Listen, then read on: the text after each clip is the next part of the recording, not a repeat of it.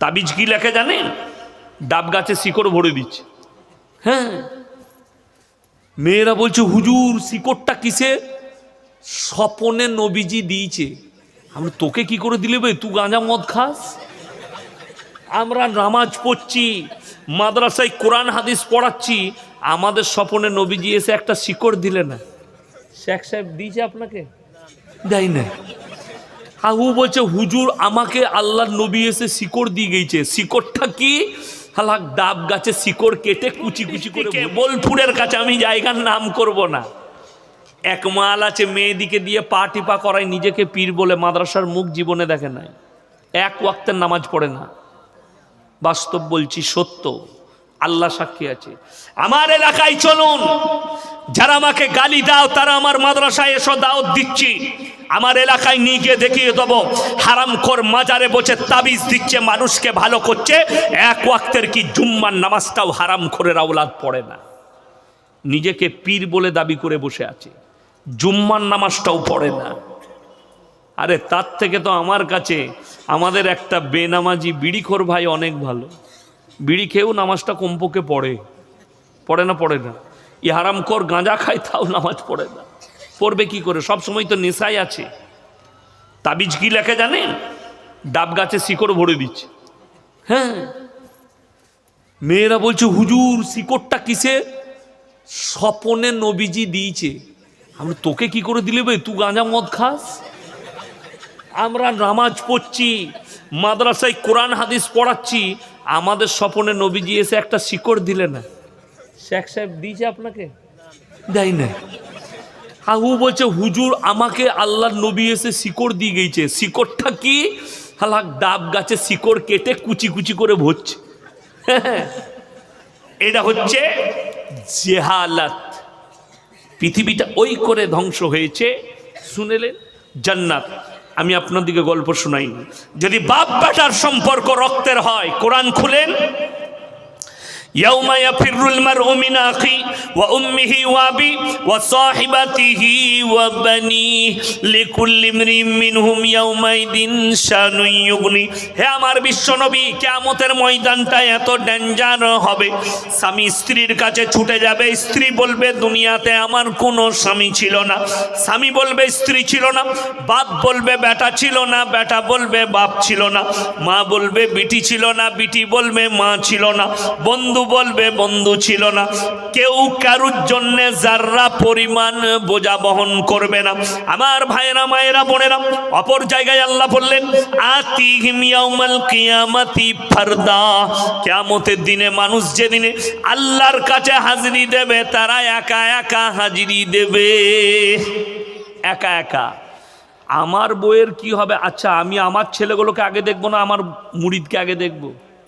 ছেলে আগে না মুরিদ আগে? কথা বলে ছেলে আগে।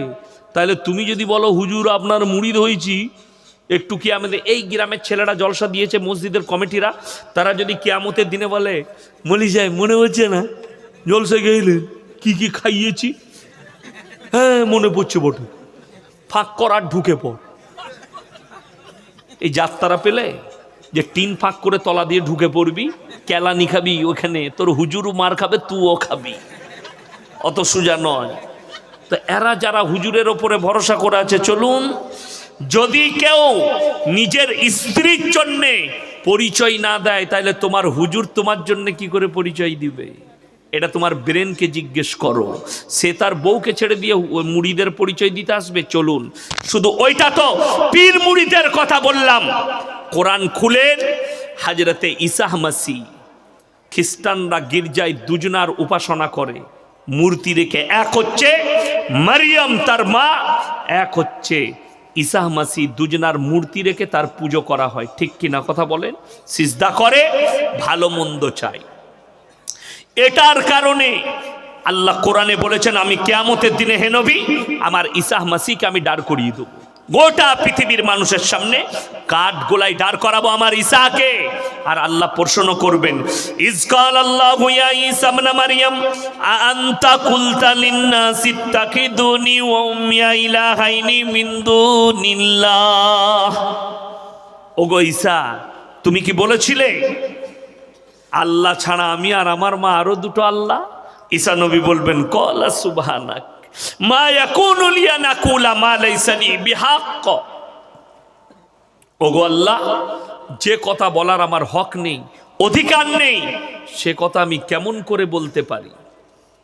আর আমি যদি এ কথা বলে থাকতাম আপনার তো অজানা হতো না। আপনি হচ্ছেন ইন্নাকা আনতা আল্লামুল গুয়ুব, সব জানেন। আল্লাহ বলবেন হে আমার ঈসা, আমি সব জানি।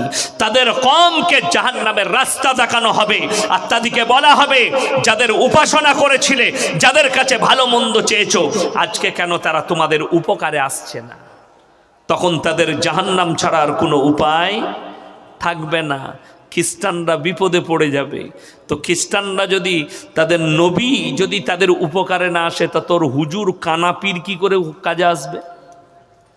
তোর ফুটোপির কি করে কাজে আসবে, যার আমলের ঠিক ঠিকানা নেই? ঈসা মসীহ যদি নিজের কওমের জন্যে কোনো কাজে না আসতে পারে, একজন নবী শুধু এটা ছেড়ে দেন, এটা কওমের কথা বললাম। কোরআন খুলবেন, যে মায়েরা বোনেরা যারা কুটুম বাড়ি থেকে আজকে জলসা শুনতে এসছেন, যে ইয়াসিন আসছে, ইয়াসিনের জলসা শুনবো, বিশেষ করে মায়েরা বোনেরা তারা কান খুলে শুনে নেন, এই আয়াতটা তোমাদের জন্যেই। যারা মনে মনে ভাবছেন অবশ্যই আমরা জান্নাতে যাব, আমরা এমন পীর ধরেছি, এমন মলবির মুরিদ হয়েছি, আমার মায়েরা বোনেরা শুনে নাও, আমার আল্লাহ রাব্বুল আলামিন দৃষ্টান্ত দিলেন কোরআনে, দারাবাল্লাহু মাসালাল লিল্লাযীনা কাফারু ইমরাতা নূহিন ওয়া ইমরাতা লূত কানাতা তাহতা আবদাইনি মিন ইবাদিনা সালিহাইনি ফাকানাতাহুমা ফালাম ইউগনিয়া আনহুমা মিনাল্লাহি শাইয়্যা ওয়া কিলা আদখুলান নার দাখিলিন। আমার দুজন উলুল আজম নবী, হাবিব পয়গম্বর নূহ নবী আর লূত নবী, দুজনের বিবিকে জাহান্নামে দেব। তারা আটকাতে পারবে না, স্বামীরা নবী হওয়ার পরেও। আর তুমি ভরসা করেছো ইয়াসিনের উপরে, আমার কি হবে তা আমি নিজেই জানি না। তুমি আমার উপরে ভরসা করেছো, বড় কষ্ট লাগে। মানুষ এই জন্য নামাজ পড়ে না। চলুন, এটা তো অনেক নিচে তবকার নবীর কথা বললাম, সব থেকে শ্রেষ্ঠ পয়গম্বর হযরত মুহাম্মদ মুস্তাফা, সকলে বলুন না সাল্লাল্লাহু আলাইহি ওয়াসাল্লাম। যারা মনে মনে ভাবছেন আমরা অন্যায় করার পরে, আমরা পাপ করার পরে, আমরা গুনাহ করার পরে, আমরা যতই গুনাহ করি আমাদের পীর আমাদিকে জান্নাতে নিয়ে যাবে, আমাদের হুজুর আমাদিকে জান্নাতে নিয়ে যাবে, তারা কান খুলে শুনে যান। কান খাড়া করে নিজেদের কানেতে ভরেলেন, দিল আর দিমাকে ভরেলেন। হযরত মুহাম্মদ মুস্তাফা সাল্লাল্লাহু আলাইহি সাল্লাম, বুখারী শরীফের রিওয়ায়েতে আছে, নবীজির কাছে খবর হলো, ইয়া রাসূলুল্লাহ, আপনার চাচা যান যেন মৃত্যুর শয্যায়। নবীজি ছুটে গেলেন, চাচার হাত দুটো ধরে বললেন, ওগো চাচা, একবার কলমাটা পড়ে নিন, আমি আল্লাহর কাছে আপনার জন্য কেঁদে কেঁদে ক্ষমা চাইব। আল্লাহর নবী চাচা উত্তর বার করলেন মুখ থেকে, কি? আমি যদি বার্ধক্যে কলমা পড়ি লোকে বলবে মৃত্যু ভয়ে কলমা পড়েছে, আমি কলমা পড়তে পারবো না। আল্লাহ আয়াত পাঠালেন জিবরিল আমিনের মাধ্যমে নবীজির কাছে, ইন্নাকা লা তাহদি মান আহবাবতা ওয়ালাকিন্নাল্লাহা ইয়াহদি মান ইয়াশা। হে আমার বিশ্ব নবী, হিদায়েতের দপ্তরটা আমার আল্লাহর হাতে। আমি তোমাকে হিদায়েতের মালিক করিনি, আমার ইচ্ছা নেই, তাই তোমার চাচা কলমা পড়তে পারবে না। নবীজির চাচা দুনিয়া ছেড়ে চলে গেলেন, নবীজির চোখে পানি। চলুন, পরবর্তীতে নবীজি কি করলেন? আল্লাহর কাছে কাঁদলেন, কি বলে? ওগো আল্লাহ, তুমি আমাকে যতদিন না নিষেধ করছো, আমি আমার চাচার জন্য কেঁদে কেঁদে ক্ষমা চাইব। নবীজি কাঁদতে লাগলেন চাচার জন্যে। ওগো আল্লাহ, আমার চাচাকে ক্ষমা করে দাও, ওগো আল্লাহ, আমার চাচাকে মাফ করে দাও। আমার আল্লাহ কোরআন পাঠালেন, হে নবী শুনে নাও, মা কানা লিন-নাবিয়্যি ওয়াল্লাযীনা আমানু আইয়াস্তাগফিরু লিল মুশরিকিন ওয়ালাউ কানু উলি কুরবা। আল্লাহ শুধু এখানে নবীকে নসিহত করেননি, নবী এবং মুমিনরা শুনে নাও, যারা মুশরিক হয়ে বেঈমান কাফের হয়ে, যারা আমার ভাই কান খুলে শুনে নেন, বেঈমান হয়ে মুশরিক হয়ে নাস্তিক হয়ে আল্লাহ বিরোধী রাসূল বিরোধী হয়ে মারা গেছে, তাদের জন্য তোমরা দোয়া চেও না, যদিও তারা তোমাদের নিকটতম আত্মীয় হয়।